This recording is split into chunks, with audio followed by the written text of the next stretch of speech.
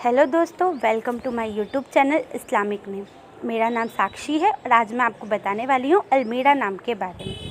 अलमीरा नाम लड़कियों के लिए इस्तेमाल किया जाता है। अलमीरा नाम एक इस्लामिक नाम है और अरबी ज़ुबान से लिया गया है। अलमीरा का मतलब होता है प्रिंसेस, ट्रूथफुल और एरिस्टोटिक लेडी, मतलब राजकुमारी, सत्यवादी और कुलीन महिला। बात करें इनके लकी नंबर की तो इनका लकी नंबर है 3। बात करें इनके लकी दिन की तो इनका लकी दिन है फ्राइडे एंड मंडे, मतलब शुक्रवार और सोमवार।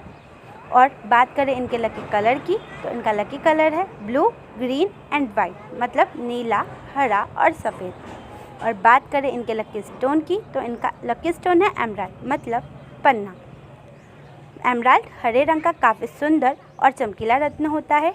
लकी मेटल्स की बात करें तो इनका लकी मेटल है सिल्वर, मतलब चांदी।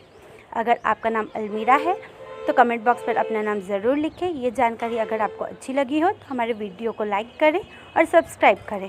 अगर आप अपने नाम के बारे में जानना चाहते हैं तो कमेंट बॉक्स पर अपना नाम ज़रूर लिखें और अपने दोस्तों के साथ इस वीडियो को शेयर करें।